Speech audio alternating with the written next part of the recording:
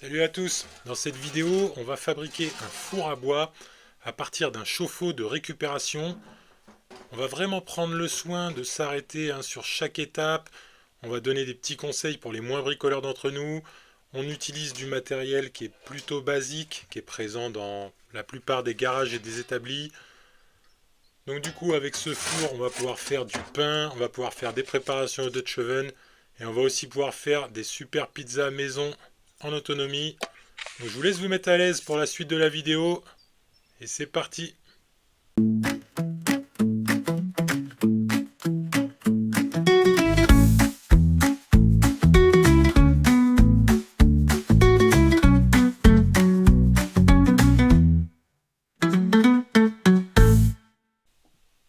Alors on arrive dans le garage et on va commencer à coucher notre chauffe-eau et à bien le caler sur les côtés pour pas qu'il roule.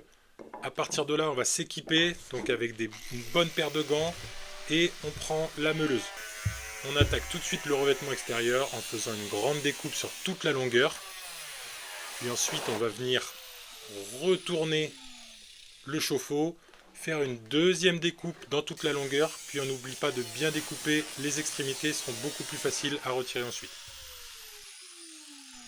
Maintenant, pour retirer cette enveloppe extérieure, on va utiliser soit un pied de biche, soit un marteau de ce type-là. On garde toujours nos gants parce que le métal coupé, ça coupe beaucoup.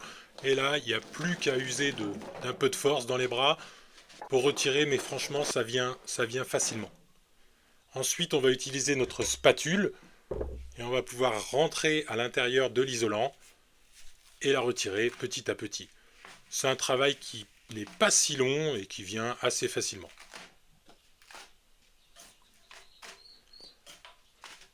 On s'applique, on essaye vraiment de retirer le maximum de matière. Et une fois qu'il est bien nettoyé, on peut passer à la suite. Maintenant, on va utiliser notre mètre pour tracer la partie du chauffe-eau qu'on va découper. Donc un mètre, un crayon, on s'applique correctement. Il faut vraiment essayer de faire une découpe le plus droit possible. Et ça commence par un beau tracé. On va s'équiper d'un tablier de protection. On va mettre le casque anti-bruit, des gants très importants. Et à ce moment-là, on va pouvoir attaquer le métal avec notre meuleuse et un bon disque à meuler. Donc il n'y a pas à s'inquiéter, on prend son temps, on y va doucement. Et voilà, ça coupe tout seul. Une fois que la découpe est presque effectuée, je vais venir en fait y placer des pneus en dessous, des vieux pneus que j'ai gardés, pour pouvoir réceptionner la partie métallique qui va tomber d'elle-même. Voilà, on l'extrait et on est prêt pour la suite. Donc maintenant on passe au nettoyage du chauffe-eau. Pour ça on va utiliser un Karcher. Voilà, c'est un vieux chauffe-eau, à l'intérieur c'est pas vraiment nickel, donc on y passe un bon coup à l'intérieur, on passe un bon coup à l'extérieur, partout. Ça va nous permettre d'enlever encore une grosse partie de ce qui reste d'isolant et un petit peu de colle sur notre chauffe-eau.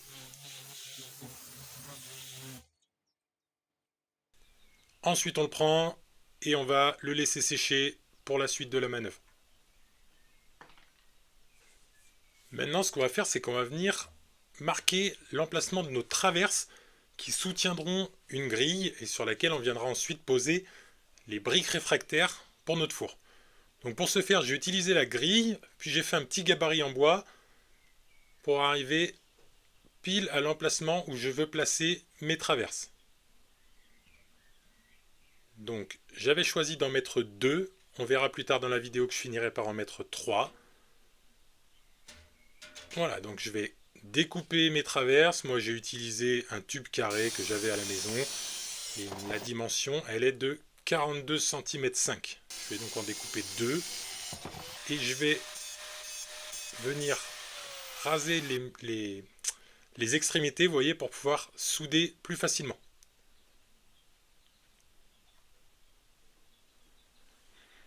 Donc on revient dans l'atelier, on va placer nos traverses et juste regarder si ça fonctionne bien.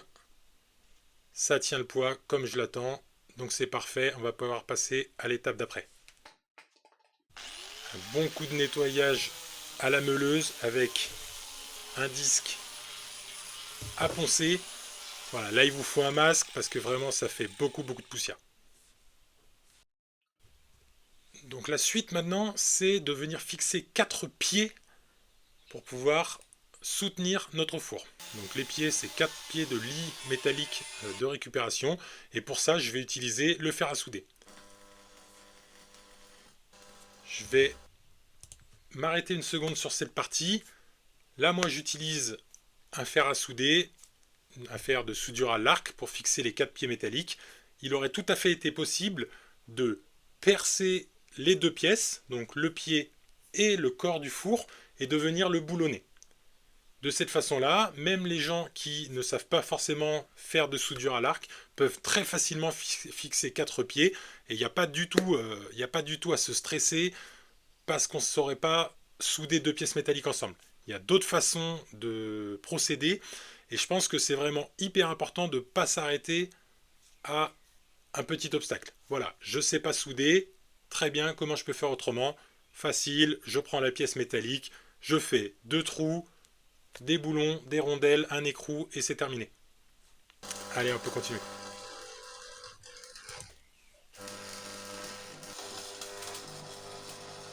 Donc on va souder nos 4 parties, et ensuite on retourne notre four, on place nos traverses correctement de niveau, et on vient également leur mettre un point de soudure à chacune.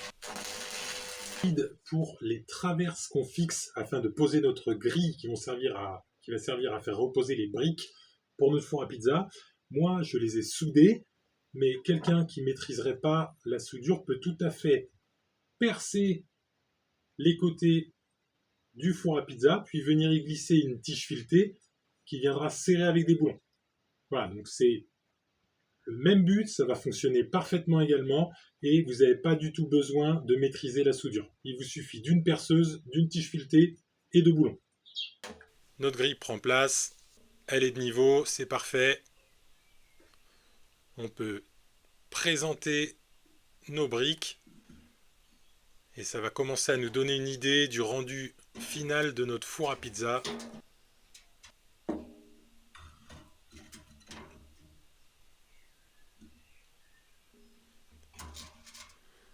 Donc le maximum de briques qu'on peut placer, le maximum notre four va emmagasiner de chaleur et pourra la restituer longtemps ensuite. Voilà, notre chaîne, c'est quand même une chaîne qui est dédiée au Dutch Oven, donc faire des pizzas c'est bien, mais on veut aussi pouvoir utiliser ce four pour continuer à faire mijoter des plats au Dutch Oven. Ça fonctionne, donc c'est parfait, on peut continuer. Donc maintenant, on va placer la cheminée de notre four. Pour ça, une fois n'est pas coutume, on s'équipe, donc on va mettre notre tablier, on va prendre nos gants, et on va utiliser la meuleuse avec toujours un disque à meuler. Donc on a fait notre trace, et on vient découper en étoiles, puis ensuite avec une pince, on va venir relever chaque petit triangle. Donc là, voilà, il faut faire gaffe, c'est pas le moment de se couper.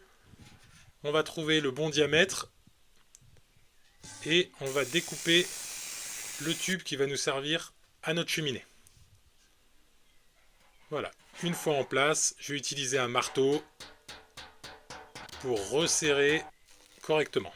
Avec mon fer à souder, je viens faire une soudure. Encore une fois, concernant la soudure, j'aurais pu percer et boulonner, ça aurait fonctionné exactement de la même façon. Notre cheminée est en place, on peut continuer. Donc, dans une tôle de récupération qui servait de protection à l'ancienne cheminée, je suis venu découper un rond au bon diamètre, et à partir de ce cercle, je vais le travailler pour créer le couvercle de notre four. Donc ça va être un couvercle assez basique, il va juste y avoir une poignée et un petit loquet sur le dessus pour pouvoir le fermer. Donc on prend une pièce de bois, on y marque un emplacement, on va faire 2 trous du diamètre de nos boulons. On insère les boulons, pour être sûr de nous, on vérifie et on marque l'emplacement sur le couvercle. Puis avec notre perceuse, on va venir percer les trous pour fixer notre poignée. Voilà, on utilise des écrous, des boulons, on les met en place, on ajuste ça pour pouvoir insérer notre poignée. Et ensuite, on serre l'ensemble. Et voilà.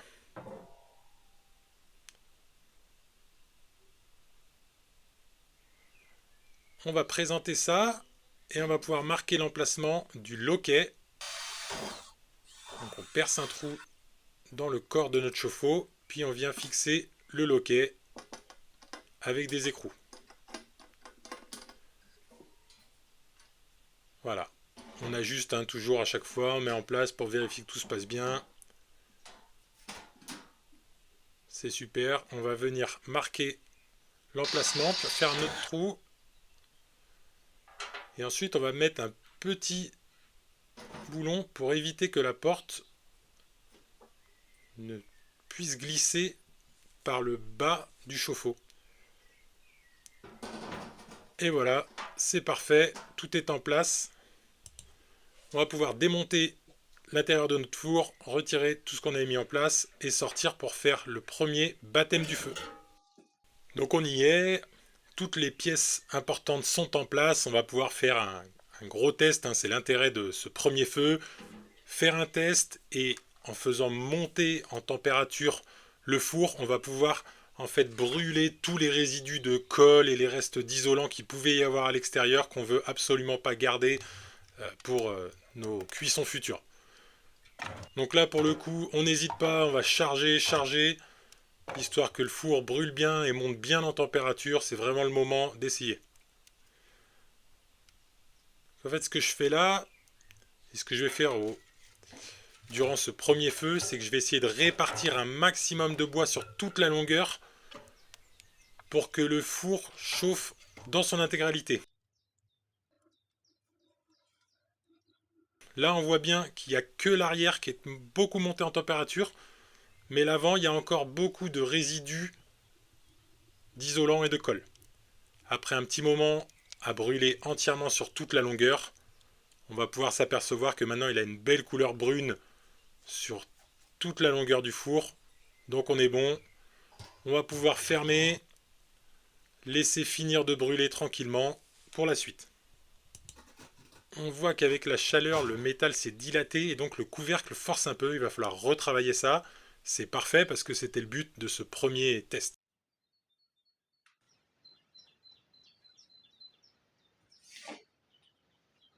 Alors le premier bilan qu'on peut faire après ce premier feu, c'est que déjà ça fonctionne parfaitement. Le but de la manœuvre de toute façon du premier feu, c'était juste de retirer tous les résidus de colle qui venaient avec l'isolant en fait autour du corps du chauffe-eau. Voilà, pour être sûr que tout ça disparaisse. Pour ça, ça a très bien fonctionné. Toutes les soudures ont tenu, tout a tenu. Donc pour ça c'est nickel. Le couvercle en lui-même, dont je me doutais en fait parce que je suis pas assez pro pour ça. Je suis un peu un bricoleur du dimanche à ce niveau-là, mais je me doutais bien que le métal allait se dilater et donc il allait grandir, et effectivement, c'est ce qui s'est passé. Du coup, quand le four était très chaud, il y avait une difficulté à le mettre en place correctement. Donc là, je vais juste retravailler le tour pour qu'il soit un peu plus fin et qu'il s'insère un peu plus facilement.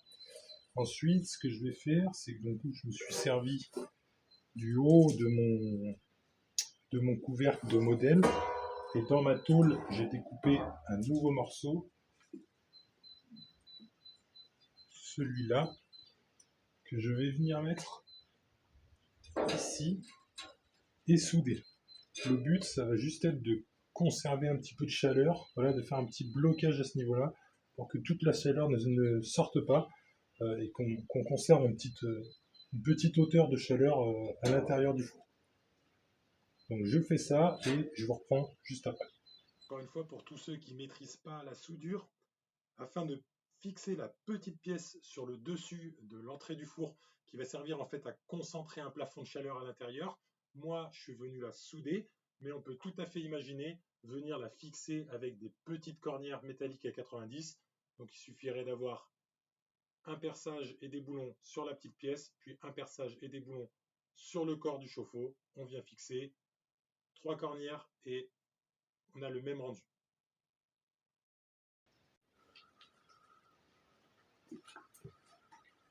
Donc, nous revoilà. On a fait les modifications, celles qu'on avait dit. Donc, on a remis un petit coup de soudure sur une des barres transversales dont une des soudures avait sauté. Et je suis venu placer cette petite pièce ici, qui va permettre en fait de concentrer de la chaleur, de concentrer un plafond de chaleur ici, sans qu'elle sorte directement par cette zone. On a gardé une hauteur suffisante pour insérer notre Dutch oven, parce que ça reste quand même l'objectif principal de cette chaîne. Comme vous voyez, on est parfait. En profondeur, je pense qu'on pourra en mettre 2, voire 3. Donc c'est vraiment nickel. L'idée, ce serait de faire des pizzas, de faire du pain. Et grâce aux briques réfractaires qui vont garder la chaleur et à l'isolation qu'on va mettre ensuite autour du four, on pourrait imaginer venir y glisser un pain à cuire ou venir y glisser des plats qui vont mijoter très longtemps. Donc voilà, c'est aussi l'objectif de ce four, c'est de pouvoir faire plusieurs types de cuisine en même temps.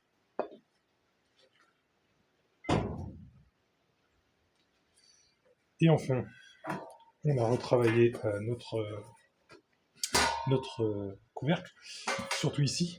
Donc là, on est passé sur une petite soudure de la pièce pour pas qu'on ait les boulons qui sortent et qui viennent buter dans la pièce.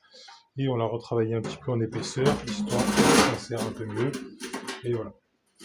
Donc on est là, ça fonctionne. Donc ce qu'il nous reste à faire maintenant, le dernier point, ça va être de travailler sur une arrivée d'air. Une arrivée d'air pour nourrir le foyer en air et permettre une combustion nickel. Donc pour ça, il y a plusieurs solutions. Et je vais vous montrer celle auxquelles j'ai réfléchi. Comme ça, peut-être que chez vous, vous pourrez l'adapter et choisir laquelle soit vous convient le mieux, soit est la plus facile pour vous à réaliser.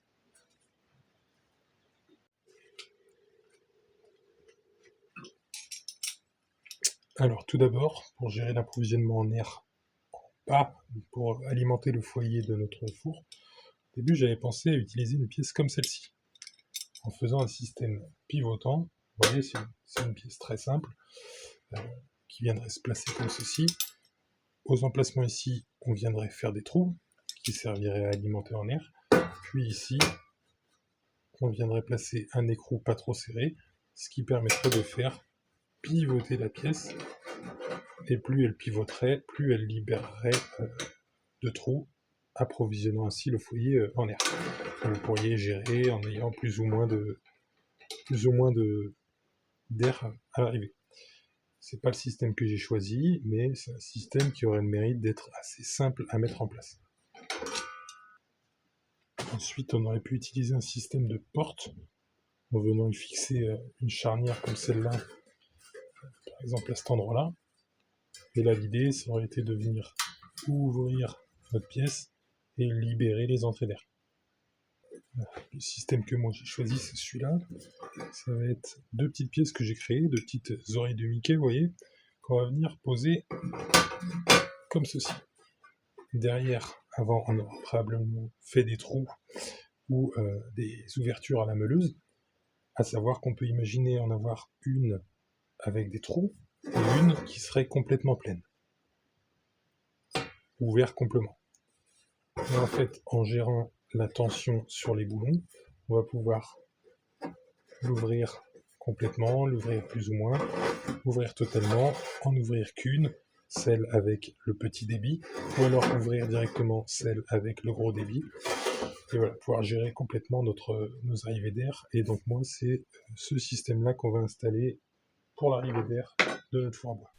Donc à partir de là, on peut faire notre deuxième feu test. On a fait toutes les modifications qu'on voulait, le couvercle s'adapte parfaitement, les entrées d'air sont faites, on a bien chargé l'intérieur, on a mis notre grille, on a mis nos briques et on envoie un vrai feu comme si on voulait faire une pizza tout de suite. Donc on va laisser brûler tranquillement et on verra ce qu'il en est, si tout a fonctionné comme on le voulait. En attendant, on peut peut-être jouer avec le chien. Allez, à tout de suite.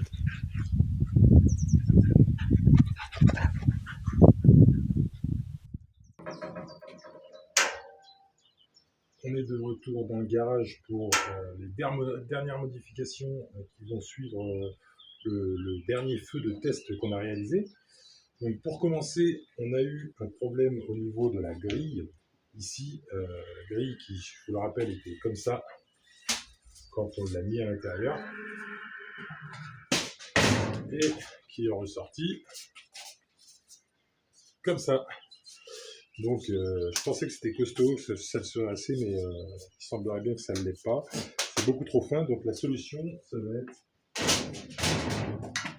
d'avoir découpé une grille très costaud. Là on est sur du 3 mm d'épaisseur, donc voilà, ça ne bougera pas et elle va venir remplacer notre plaque.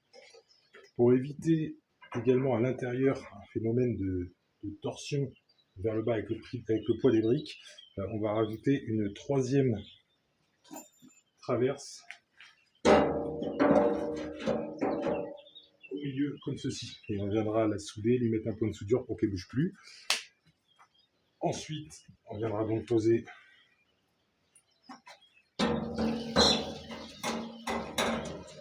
notre grille comme ceci, nos briques, et on sera tout bon. La dernière modification qu'on a effectuée, c'était sur les entrées d'air. Donc des entrées d'air qui sont efficaces, mais pas assez.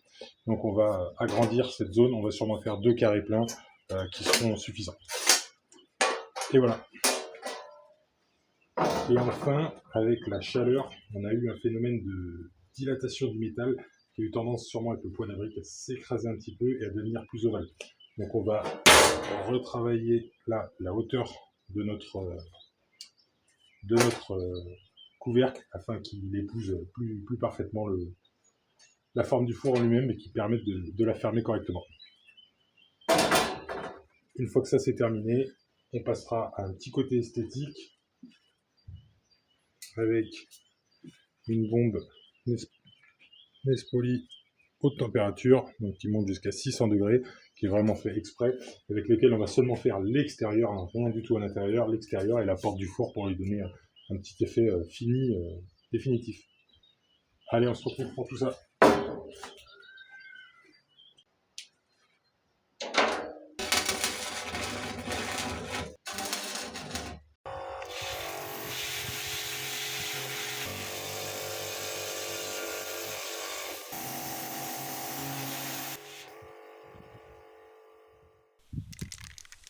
Donc dans cette dernière partie, on s'attaque maintenant à l'esthétique. On va mettre un petit coup de peinture sur notre couvercle. On n'oublie pas les petites portes des entrées d'air.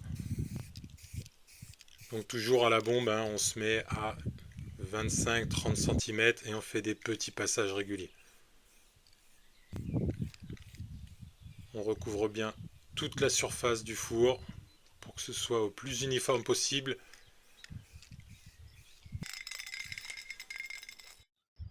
Peinture effectuée, on va la laisser maintenant tranquillement sécher. Il ne faudra pas oublier pour la première chauffe, parce qu'en fait c'est une peinture qui est un petit peu couplée avec de la résine, à la faire monter très fort en température, au moins à 150 degrés, pour que la résine prenne correctement et durcisse comme il faut. En attendant, ce qu'on va faire, c'est qu'on va remplacer nos briques réfractaires creuses par des plaines, voilà, qu'on a nettoyées, qu'on a passées au Karcher et qui vont pouvoir prendre la place dans le four et accumuler plus de chaleur par inertie.